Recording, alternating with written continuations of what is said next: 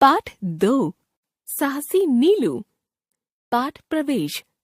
कुछ बच्चे बचपन से ही अद्भुत साहसी होते हैं।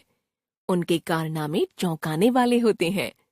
उनकी हिम्मत और निडरता से बड़े बड़े दांतों तले उंगली दबा लेते हैं। इस पाठ में नीलू भी एक ऐसी साहसी लड़की है जो अपने विवेक और साहस से एक बच्चे की जान जंगली भालू से बचाती है। बाद में वह भालू के प्रति सहृदयता भी दिखाती है। पहाड़ की तलहटी में बसा एक छोटा सा गांव था, सराई खेत। वह गांव प्राकृतिक सुषमा से भरपूर था। चारों ओर चीड़ के घने वृक्षों से घिरा वह गांव काफी सुंदर लगता था। चीड़ के घने वृक्षों की पंक्तियों के बीच बीच में लगे देवदार के लंबे एवं ऊंचे वृक्ष गांव की शोभा को और भी बढ़ा रहे थे। अप्रैल में तो बुरांस के लाल फूलों की छटा बस देखते ही बनती थी। गांव चूंकि घने वृक्षों से घिरा था, इसलिए अक्सर ही हिंसक पशु भी गांव में आ जाया करते थे। बाघ द्वारा कुत्ते एवं अन्य छोटे छोटे जानवरों को जब तक मारकर उठा ले जाना गांव में सामान्य बात हो गई थी। गांव में कुल मिलाकर 15-20 परिवार ही रहते थे। खेती ही सभी के जीवन यापन का एकमात्र सहारा थी। खेतों में दिन भर खूब मेहनत से काम करना और शाम को रूखा सूखा खाकर चैन की नींद सो जाना गांव वालों की यही दिनचर्या बन गई थी। दिसंबर जनवरी के महीने में यहाँ भारी हिमपात होता था। सड़कों पर जमी मोटी बर्फ को पिघलने में कई दिन लग जाते थे। उस समय जीवन पूरी तरह रुक सा जाता था। यही कारण था कि जाड़े का मौसम आने से पूर्व ही गांव के बड़े बूढ़े ढेर सारी लकड़ियां काटकर इकट्ठी कर लेते थे। बर्फ गिरने पर दिन रात इन्हीं लकड़ियों को जलाकर वे सेंकते रहते थे। इसी गांव के मुखिया की एक लड़की थी, नीलिमा। उसकी उम्र यही कोई 12 वर्ष थी। गांव के लोग उसे नीलू कहकर पुकारते थे।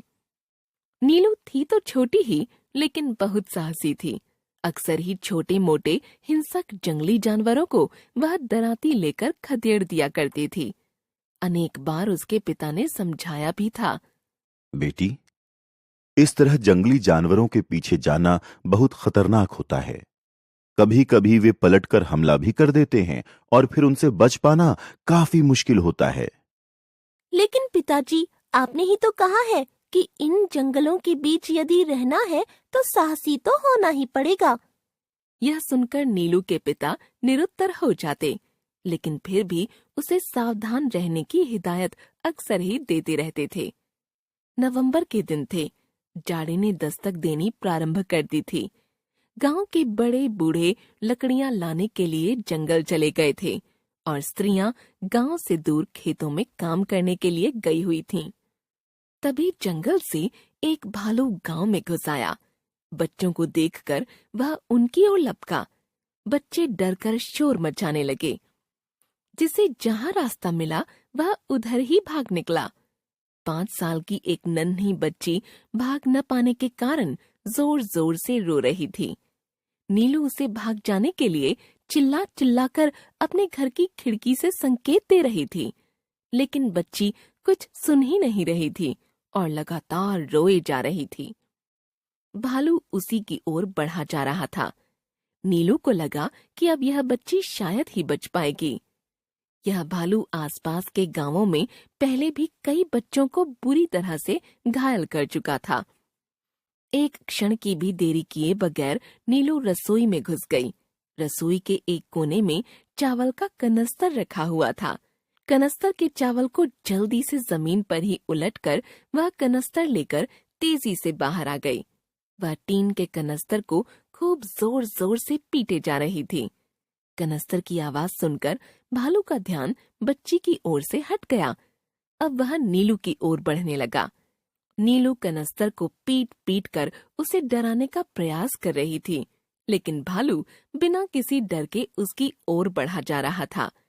नीलू को समझ में नहीं आ रहा था कि अब वह क्या करे। अचानक भालू ने उस पर हमला कर दिया। वह उछलकर एक ओर हट गई। अपना वार खाली जाते देख भालू बुरी तरह से झुंझला गया। अब वह और भी दोगुनी शक्ति से नीलू पर झपटा। नीलू ने त्वरित बुद्धि से काम लिया और कनस्तर का खुला मुंह उसकी ओर कर दिया। काफी वेग से हमला करने के कारण भालू का सिर कनस्तर में फंस गया। अब वह बुरी तरह से छटपटाने लगा था। लाख कोशिशों के बावजूद वह अपना सिर कनस्तर से बाहर नहीं निकाल पा रहा था। कुछ न दिखाई देने के कारण वह वहीं पर लड़खड़ाकर घूमने लगा। थोड़ी ही देर में वह बुरी तरह से पस्त हो गया। तब तक घरों के अंदर से अन्य बच्चे भी बाहर निकल आए थे। 2-3 बच्चों की सहायता से नीलू ने भालू के एक पैर को रस्सी से एक पेड़ से बांध दिया। भालू का सिर कनस्तर में फंसा होने के कारण उसे सांस लेने में काफी परेशानी हो रही थी। नीलू घर के अंदर से एक छोटी सी कुल्हाड़ी ले आई और उसकी सहायता से उसने कनस्तर को एक ओर से थोड़ा सा काट दिया ताकि उसे सांस लेने के लिए ताजी हवा मिल सके। शाम को घर वापस आने पर गांव के सभी लोग नीलू के इस साहस को देखकर दंग थे।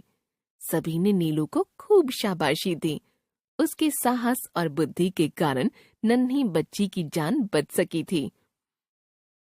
दूसरे दिन वन विभाग के अधिकारियों को इसकी सूचना दी गई। भालू को पिंजरे में बंद कर चिड़ियाघर भेज दिया गया। नीलू को इस अदम्य साहस के लिए सरकार की ओर से पुरस्कृत किया गया।